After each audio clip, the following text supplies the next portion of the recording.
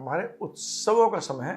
And briefly मैं बहुत ज़्यादा नहीं बताऊंगा, बट ब्रीफली जो हमारे इम्पोर्टेंट उत्सव आ रहे हैं वो सबसे पहले 18 तारीख को धनतेरस है। धनतेरस के पीछे जो है ये कहना है कि जब समुद्र मंथन हुआ था तो धन्वंतरी देवी निकली थी और लक्ष्मी जी निकली थी।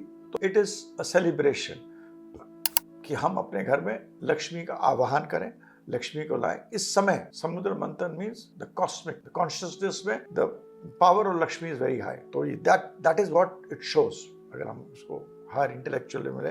मगर इसके कहते हैं समुद्र मंथन में लक्ष्मी जी धन्वंतरी जी निकली थी। तो इस तरह उस दिन धनतेरस मनाया जाता है। धनतेरस के दिन लोग कुछ भी नई चीज़ खरीदिए। जिसके पास पैसा बहुत है वो सोना खरीदे, जिसके पास पैसा कम है वो थोड़ा मतलब कोई यूटेंसिल ले आए, घर के किचन का सामान ले आए, क्योंकि किचन ही हमारी लक्ष्मी होती है। तो 18 तारीख को धनतेरस है, आप लोग इसको ज़रूर बनाइए। कुछ छोटी सी चीज़ लाइए, चाहे चम्मच भी लाइए। 19 तारीख को छोटी दिवाली है और नरक चौदस है। इस दिन भगवान कृष्ण ने और सत्यभामा के साथ उन्होंने नरकासुर, जो बहुत बड़ा एक राक्षस था, उसको मतलब जीता था। उसने बहुत सारे औरतों को रखा था अपने साथ, जिनको कि भगवान कृष्ण ने अपना नाम भी दे दिया था। तो नरकासुर को उन्होंने वध करा था नरकासुर का। तो उसको उस दिन नरक चौदस के दिन बोलते हैं। इस दिन ये रिचुअल होता है कि आप तेल के साथ अच्छा जो भी तेल हो उससे आप स्नान करिए, अच्छे कपड़े पहनिए और दिया जलाइए। और एक दिखाता है कि ट्रायम्फ ओवर द ईवल, मतलब विजय होने का टाइम है। और ये छोटी दिवाली भी है। उसके बाद 19 तारीख को काली चौदस होती है। काली चौदस जो है काली जी की महिमा के लिए बारे में, ये गुजरात और बंगाल में मेरे ख्याल से गुजरात और बंगाल में ज़्यादा मनाई जाती है। और माँ काली होती है, काल को हरने वाली माँ काली का रूप को इसमें लोग पूजा करते हैं, क्योंकि काली माँ is the raw form of energy. वो ब्लैक हैं, वो कुछ कपड़े नहीं पहनती हैं, वो हमारी पूरी it is the raw energy जो आपको हेल्प करती हैं और जो काल को भी अलग कर सकती हैं।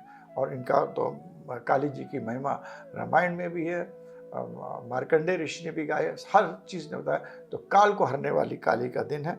तो इस दिन आप नेगेटिव फोर्सेस को आप हटाकर पॉजिटिव फोर्सेस की तरफ जाते हैं। काली चौदस को काली जी की, काली माँ की पूजा करी जाती है। 19 तारीख को पड़ेगी। उसके बाद 18 तारीख को गोवत्सव द्वादशी है। एकादशी के बाद होता द्वादशी, और उस दिन गौ पूजा के लिए बहुत महत्व रखते हैं। उस दिन कहते हैं कि कामधेनु गाय का उत्पत्ति हुई थी, सिंबॉलिक है। कामधेनु गाय मतलब आपको धन देने की शक्ति रखती है। गाय के अंदर अगर आप बहुत अंतर रूप में चाहिए देखिए, तो गाय के हर पार्ट, हर चीज में कोई ना कोई देवता विराजमान है। और एक और ग्रंथ है जो कि मनुष्य जब आदमी रूप लेता है, धारण करता है, उसके पहले का जो उसका गाय का जीवन होता है, गाय के बाद आदमी को मनुष्य का रूप मिलता है कितनी हजार योनियों के बाद। तो गाय जो है वो कामधेनु होती है, fulfils all your wishes, fulfils all your desires. तो उस दिन 18 तारीख को, जिस दिन गोवत्सव द्वादशी है, आप थैंक यू करिए, शुक्राना करिए, ग्रेटिट्यूड करिए।